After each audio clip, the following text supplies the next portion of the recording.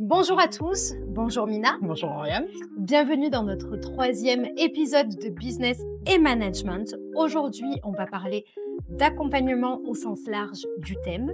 Avant, on n'oublie pas de s'abonner à notre chaîne YouTube où vous pouvez retrouver l'intégralité de nos vidéos et de retrouver tous nos épisodes de podcast Tout à fait. sur les plateformes Amazon Music, Spotify et Apple Podcasts. C'est mieux. T'es prête, Mina? Je suis prête. Alors c'est parti. C'est vrai qu'en ce moment, on entend parler d'accompagnement professionnel à toutes les sauces. Coaching, consulting, mentoring, formation, il y en a partout. Et c'est pour ça qu'aujourd'hui, on en parle dans ce podcast. Donc Oriane, on commence par le début. À ton avis, pourquoi y a-t-il autant de coachs, de formateurs, de consultants? Est-ce que c'est la demande qui explose ou est-ce que c'est l'offre qui explose? Alors effectivement, l'offre a explosé. Aujourd'hui, on est dans une situation où beaucoup de personnes ont envie de transmettre, vraiment tout ce qu'ils ont pu vivre, dans leur, expérience professionnelle.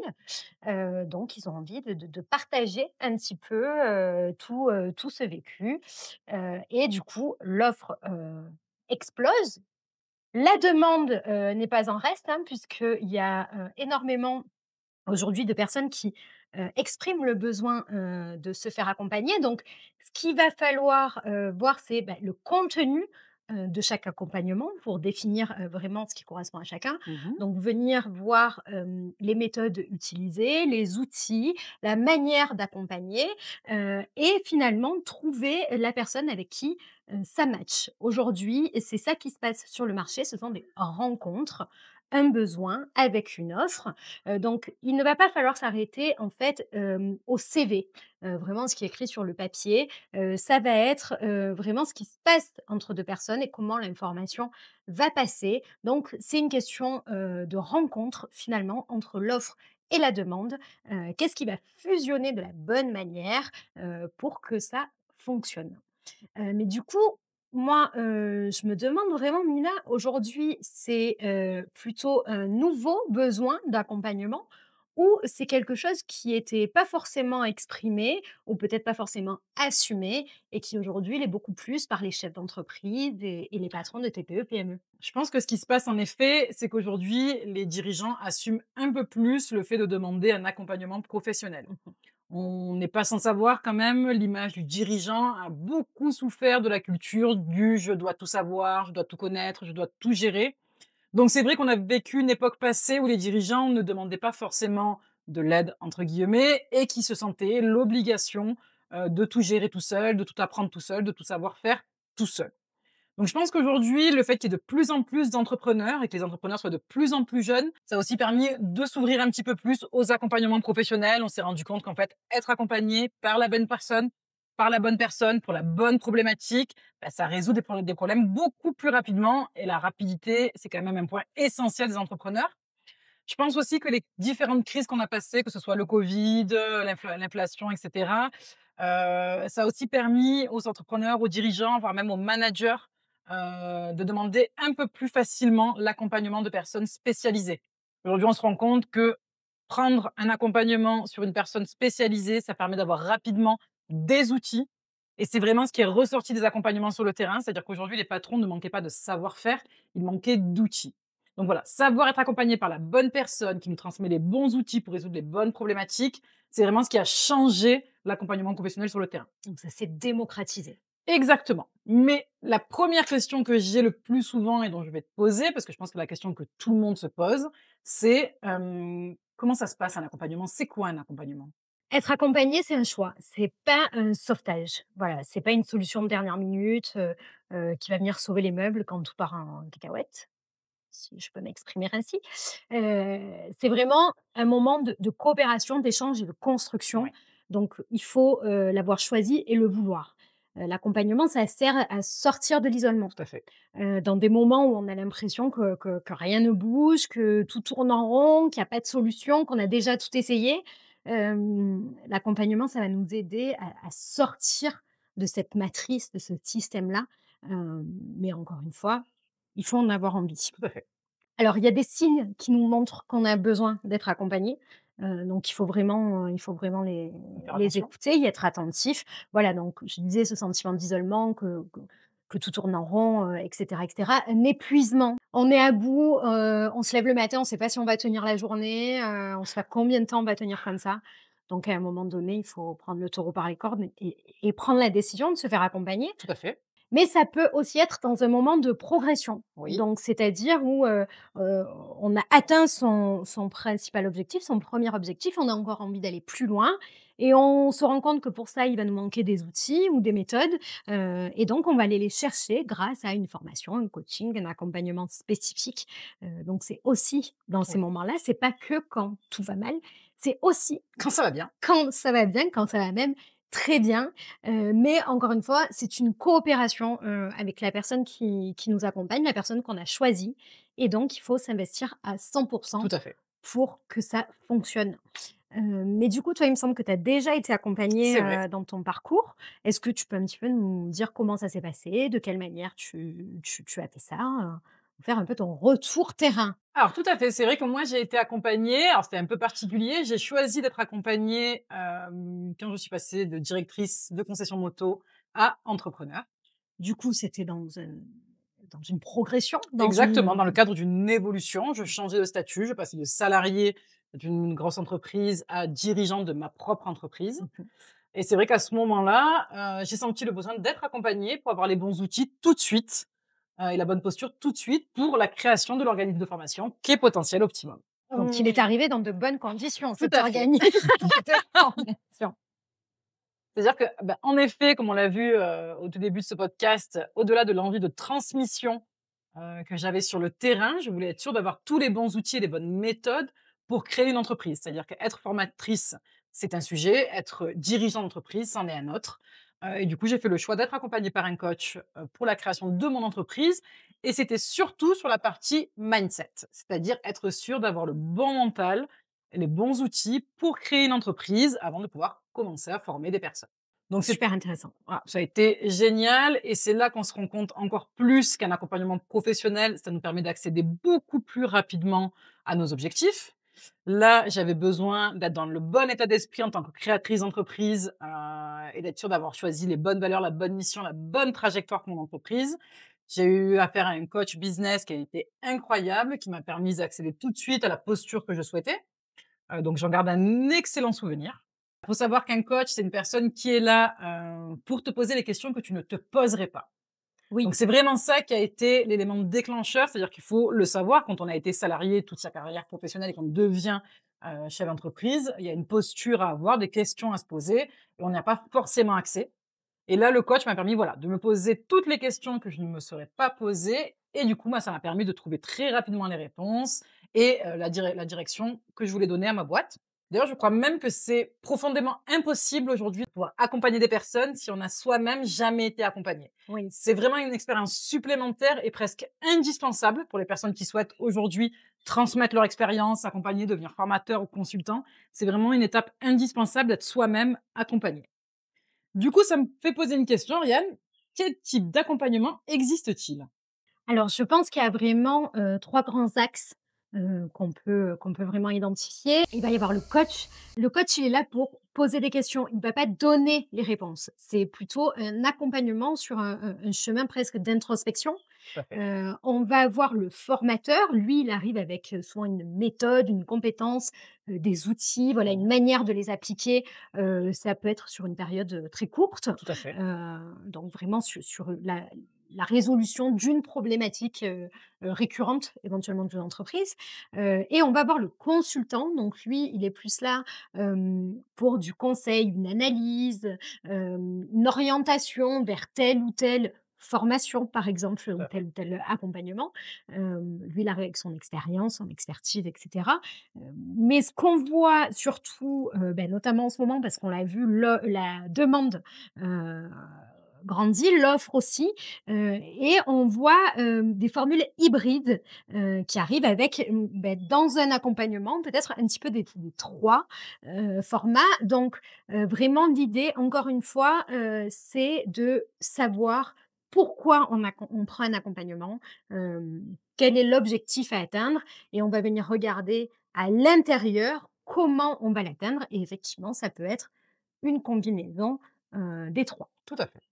Alors du coup, j'en viens à me demander quand même, est-ce qu'aujourd'hui, en tant que professionnel de l'accompagnement, il faut forcément avoir une seule casquette, et avec celle-là venir balayer toutes les problématiques que peuvent rencontrer nos clients? Ou est-ce que, ben, on peut un petit peu jongler, entre les 3 statuts, pour les accompagner? Alors c'est une très bonne question et on se mettra personne à dos, ni les coachs, ni les consultants, ni les formateurs. Mais, Non, on et est gentil, nous. voilà, mais étant nous-mêmes sur le marché professionnel, on se rend bien compte qu'en tant que dirigeant, on a rarement une problématique pure. On a rarement une seule problématique, une problématique unique lors de nos expériences professionnelles. Souvent un dirigeant va avoir, ben, à un moment donné, besoin d'être écouté, à un moment donné, besoin d'être formé, besoin d'être conseillé. Donc c'est vrai que cette formule un peu hybride aujourd'hui, permet de répondre à plus de problématiques parce qu'un patron qui a besoin d'être entendu, d'être écouté et qui part tout de suite en formation, bah, ça va être compliqué pour lui d'absorber de nouvelles informations s'il n'a pas été lui-même écouté sur ces problématiques. On a nous-mêmes, des formules un petit peu hybrides. Mmh. Qu'on va justement adapter selon les problématiques, parce qu'on a la chance aujourd'hui de pouvoir continuer à personnaliser nos accompagnements. Donc on va adapter selon les problématiques de nos clients, justement. Est-ce qu'ils ont besoin, à un moment donné, d'un passage coaching, d'un passage formation, d'un passage consulting? Notre consulting dépend beaucoup de nos expériences professionnelles aujourd'hui, donc c'est vrai qu'on a la chance de pouvoir apporter ça en plus.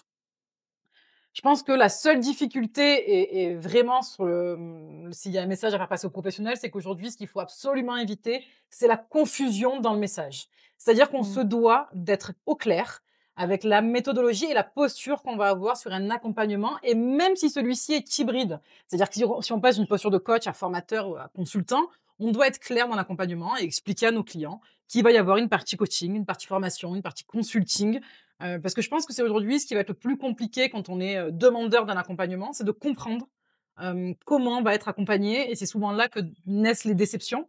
C'est-à-dire si on pense être formé et que finalement on est Mmh. accompagné par un coach, ben, ça nous fait naître, La de la frustration? frustration totalement, et à l'inverse, comme je disais tout à l'heure, quelqu'un qui a besoin d'être écouté, qui va partir en formation, encore plus grosse frustration parce que du coup, il va avoir l'impression que l'accompagnement ne lui correspond pas. Donc je pense que ce qu'il faut vraiment là où il faut vraiment faire attention, c'est vraiment d'être clair sur la posture que l'on va adopter pendant les accompagnements professionnels. Et même sur des formules hybrides, être au clair sur les timings, les temps donnés à chaque posture, pourquoi on les utilise, comment ça va aider, les clients de ces accompagnements. Je pense que c'est vraiment là le plus important. C'est vraiment d'être au clair sur ces postures, pas tant d'en avoir qu'une ou d'en avoir 3, mais plutôt d'être au clair sur le message qu'on fait passer, sur l'accompagnement qu'on propose pour que les demandeurs d'accompagnement soient au clair aussi avec ce qui va le mieux leur correspondre. Oui et puis savoir aussi qu'ils vont devoir donner eux-mêmes, Tout à fait. en fonction de De la l'accompagn situation. exactement. Parce qu'effectivement, quand on est face à un coach, on Il y a beaucoup ne de travail donne pas personnel. la même chose que si on était en formation. Donc, Exactement. c'est très, très intéressant de soulever ce point. Donc en effet, maintenant qu'on est un peu plus au clair, Oriane, sur les différentes postures qu'on Mmh. peut trouver dans l'accompagnement professionnel, on a un petit peu démêlé les casquettes, compris qui faisait quoi, compris cette nouvelle formulation un peu hybride qui est proposée, sur le marché de l'accompagnement professionnel. Bah, la question qui vient naturellement, c'est: «Mais comment on choisit le bon accompagnement?» Alors d'abord, ce qui est primordial, c'est qu'il va falloir clarifier son besoin. Donc de quoi j'ai besoin? Est-ce que j'ai besoin d'écoute? Tout à fait. Est-ce que j'ai besoin d'un accompagnement, spécifique sur de la stratégie, de l'opérationnel? Est-ce que c'est plutôt de l'humain, de l'émotionnel? Donc ça, c'est très, très important. Quelle est la problématique, pour laquelle je veux me faire accompagner? Justement, est-ce que c'est stratégique, opérationnel? Est-ce que c'est un problème de management, d'humain, de gestion, d'organisation? Donc ça, c'est vraiment le deuxième point qu'il faut clarifier avant de choisir, son accompagnant et son accompagnement. Il faut se poser les bonnes questions sur l'accompagnant. Est-ce que cette personne connaît mon univers, connaît mes enjeux, connaît mon métier? Il sera éventuellement plus à même, de venir répondre à mon besoin et surtout l'accompagnement en lui-même. Est-ce que les méthodes me correspondent? Est-ce que les outils me correspondent? Est-ce que je suis capable de les Tout à utiliser? fait. Donc ça, il faut vraiment le savoir avant et bien évidemment, rien ne vaut la rencontre, alors que ce soit en visio. Aujourd'hui, on a la chance de pouvoir, avoir des accompagnements à l'autre des accompagnants, pardon, à l'autre bout de la France. Si c'est celui qui répond à notre besoin, tu plus un souci. Tout à Donc fait. vraiment prendre le temps de se rencontrer, de voir si le feeling passe, parce que c'est ça qui va être une des clés, hein, de la réussite de l'accompagnement, donc c'est vraiment, primordial de se rencontrer, de faire le point ensemble. Tout à fait. Sans l'humain passera toujours en priorité, donc effectivement, le choix de l'accompagnant, c'est quand même, Ouais, un choix très important. primordial. Alors, beh, du coup, toi, tu as déjà eu des clients qui s'étaient déjà fait accompagner, pour qui ça s'est mal passé, qui ont été déçus? Tout à fait. J'ai déjà rencontré et on suit actuellement d'ailleurs, un de nos clients qui a eu, une déception sur l'accompagnement précédent. Alors la première étape, c'est de ne pas remettre en cause le professionnel de l'accompagnement. Voilà, là aujourd'hui, moi, quand mon client m'a expliqué la déception, suite au choix et à l'accompagnement qu'il avait eu juste avant moi, on a été très clairs tous les 2 sur le fait que c'était pas forcément un problème lié au professionnel de l'accompagnement. C'était peut-être juste l'accompagnement qui était pas adapté à ses besoins et en effet, c'est ce qu'il en est ressorti. D'où la clarification qui est, Voilà. nécessaire. C'est pour ça que c'est très important de vraiment être au clair sur et pour le demandeur, qu'est-ce qu'il attend, qu'est-ce qu'il a besoin, qu'il se soit effectivement bien posé toutes les bonnes questions et au professionnel d'avoir été clair sur son accompagnement. Qu'est-ce qu'il va proposer, comment il va le proposer, comment va se passer l'accompagnement.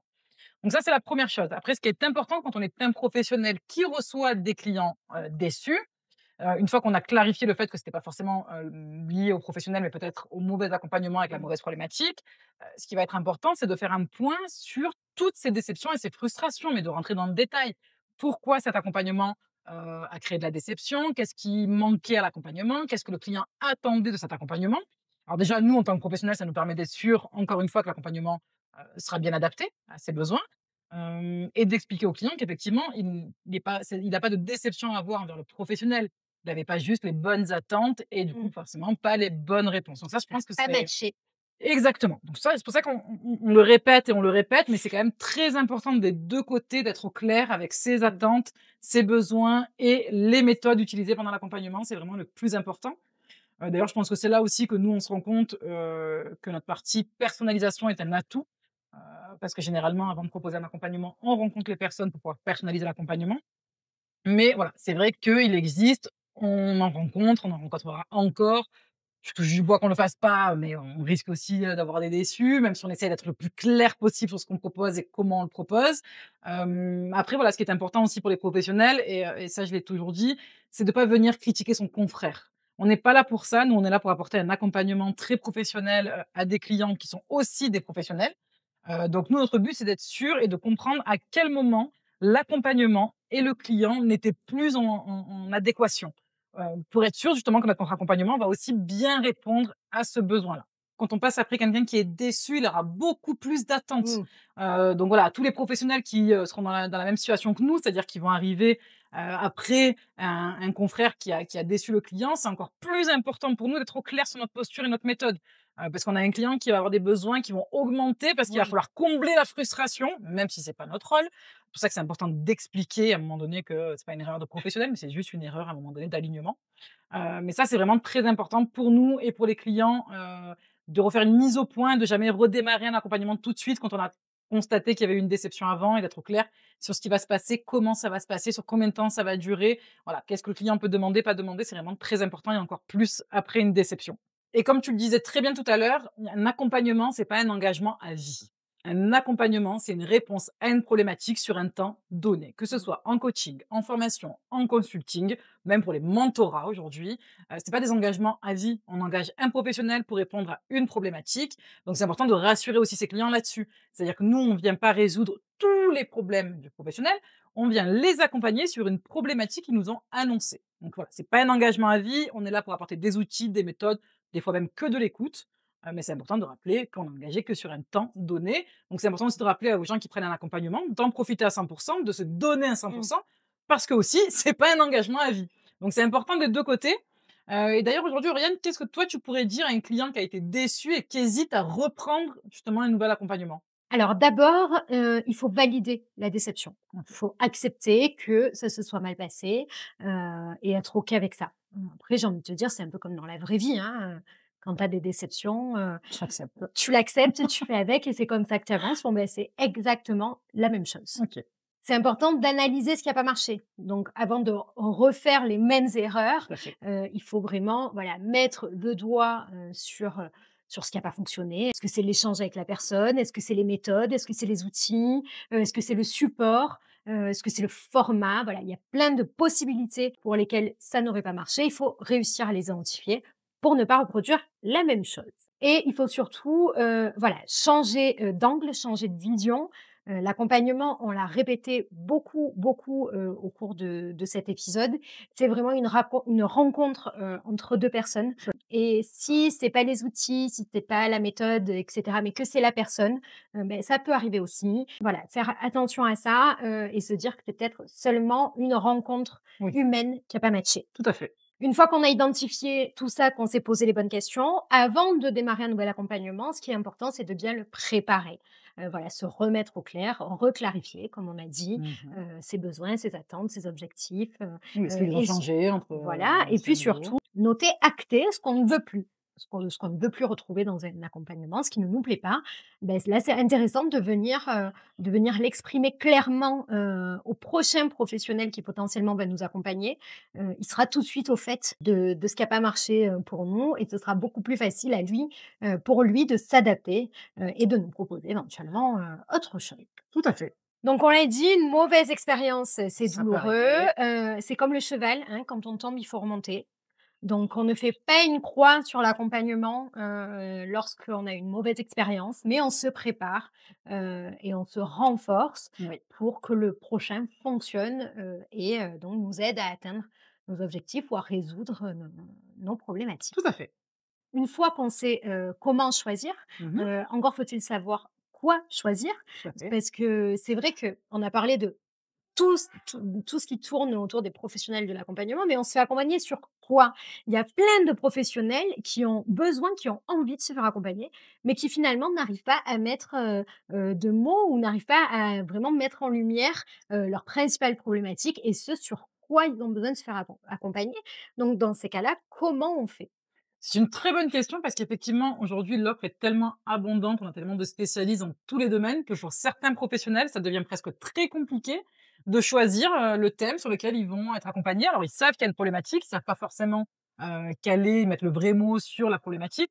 Alors déjà, il faut savoir que pour trouver des fois le bon accompagnement, on peut se faire accompagner. C'est-à-dire qu'à un moment donné, on peut se dire, C'est il y a quelque sans chose fin. voilà, il y a quelque chose qui va pas. J'arrive pas à voir ce que c'est. Je sais pas si c'est structurel, si c'est humain, si c'est Ouais. l'équipe, si c'est moi, si c'est, donc Je déjà, sais qu'il y a quelque chose qui va pas, mais je sais pas je quoi. sais pas quoi. Donc déjà, alors effectivement, pour cette problématique-là, généralement, comme c'est souvent un problème d'introspection et de questions qu'on n'arrive pas à se poser, je vais avoir tendance à conseiller un coach, Mmh. qui sera quand même là pour vous poser toutes les questions que vous ne vous posez pas et qui vont peut-être vous permettre justement d'analyser, mais où se trouve réellement votre problématique. Mmh. Donc ça, c'est une première étape, pas une obligation, c'est quelque chose que je conseille. Ensuite, une fois qu'on a, sa problématique, il va falloir trouver le bon accompagnement. Donc, on va expliquer comment bien le trouver. Ce qui va être important effectivement, c'est la méthode, la personne, la durée, le moment, tous ces éléments qu'on a vus pendant ce podcast qui vont être très importants. Il y a tellement de sujets aujourd'hui sur lesquels on peut être accompagné, que ce soit le commerce, l'IA, vraiment un peu de tout pour parler pour nous parce que c'est un peu, ce qu'on fait aussi. Et puis c'est notre podcast. Tout à fait, donc on va parler de nous. Donc pour parler de nous, ce qu'on propose aujourd'hui comme formation, donc Mmh. on va voir quand même 3 grands domaines, on va dire. Mmh. Le premier, la structuration d'entreprise. Donc c'est Oriane d'ailleurs qui s'en occupe en majorité. Donc là, on vient vraiment apporter outils, méthodologie, mais aussi un petit peu de coaching sur la structuration d'entreprise pour essayer de gagner 1,5 jours par semaine Et on y arrive, en et ouais, plus. en plus. En deuxième point, des formations et un accompagnement hybride liés au management et à l'humain, c'est-à-dire du dirigeant aux équipes, comment avoir les bons outils, les Mmh. bonnes méthodes pour travailler et pour gagner en productivité. Donc on démarre à partir du leadership, c'est-à-dire est-ce que le leader est bien dans sa posture, est-ce qu'il est à l'aise dans son rôle de dirigeant, Mmh mh. parce que souvent on a affaire des dirigeants managers, donc est-ce qu'on est à l'aise et dans son rôle de dirigeant et dans son rôle de manager, comment on est avec son équipe, est-ce qu'on est au clair avec les missions, les valeurs. On vient de travailler, par exemple, la gestion de conflits, C'est très important. très important, donc qu'elle soit externe, c'est-à-dire avec les clients ou avec nos partenaires professionnels, ou est-ce qu'elle est interne? Gérer en tant que dirigeant, savoir gérer un conflit entre 2 salariés, c'est quand même très important. C'est des personnes qui vont continuer à travailler ensemble, donc c'est vraiment important d'avoir les bons outils, les bonnes méthodes pour transformer ces conflits en source d'amélioration et de productivité. Mmh. juste petite parenthèse, on rappelle que 2 salariés qui se disputent pour le travail, c'est 2 salariés qui sont engagés professionnellement. Donc il faut savoir l'utiliser, donc on vient de travailler ça sur l'humain. Et enfin, là, le troisième point qu'on vient aussi travailler, donc là, c'est un peu plus spécifique, c'est de la formation liée au métier de la moto. Donc oui, effectivement, très spécifique sur ce dernier point. Exactement, très spécifique. Ça met en avant mon expérience de plus de 12 ans en concession moto, donc au travers de tous les métiers du tertiaire, mais aussi de mon rôle de directrice de 3 concessions moto à Marseille. Et donc aujourd'hui, avec l'INCM, on propose un partenariat qui vient développer des formations liées à tous les métiers du tertiaire, c'est-à-dire le dirigeant, la secrétaire, les commerciaux, le SAV, les pièces détachées, des formations qui vont apporter à ces personnes-là des bons outils pour gagner en productivité. Donc ça, c'est très important. Donc ça, c'est les 3 pôles qu'on vient de développer chez Potentiel Optimum. Mais aujourd'hui, vous avez des professionnels qui viennent vous aider sur tous les sujets. C'est vraiment très important d'aller chercher le bon professionnel, le bon domaine d'activité, la bonne méthodologie, pour continuer à avancer. Oui, et puis on l'a dit, l'offre, aujourd'hui, continue, de jour en jour de grandir. Avec les nouvelles technologies, on a la possibilité de se faire accompagner, par quelqu'un qui est à l'autre bout Tout de à la fait. France, mais qui va nous correspondre à 100 et qui va en fait, le match, la rencontre, entre les 2 personnes va donner un accompagnement à 100 réussi. Donc aujourd'hui, avec tous les outils qui existent sur l'accompagnement, et tout ce qu'on vient de vous Tout à expliquer, fait. voilà, vous avez toutes les clés, pour vous lancer, pour choisir, la bonne personne, le bon accompagnement, la bonne méthode. Donc on espère que cet épisode vous a, aidé. Le but, c'était vraiment de vous faire comprendre qu'aujourd'hui, se faire accompagner, c'est presque indispensable. On va très vite, la société va très vite, le monde va très vite. On a besoin des bons outils, des bonnes méthodes au bon moment pour continuer à avancer et pas s'arrêter. C'est On ça, espère qu'on vous a donné assez d'informations et de détails sur les accompagnements professionnels. comme à notre habitude. Donc voilà, on espère que, vous êtes, encore contents de nous avoir, écoutés pour ce troisième épisode. En tout cas, nous, on est ravis et on prend beaucoup de plaisir. C'est devenu un vrai rendez-vous pour nous Tout à de fait. créer ces épisodes, et de vous les proposer. Donc, on vous espère de plus en plus nombreux à chaque épisode. N'hésitez pas à partager, que ce soit en podcast, en vidéo, Tout à à fait. liker, à commenter. Ça nous aide beaucoup Et à vous abonner. oui, à vous abonner. Ça nous aide beaucoup pour continuer de développer ce format. On compte sur vous. Oui. Et puis, on se retrouve pour l'épisode 4 très bientôt. À bientôt!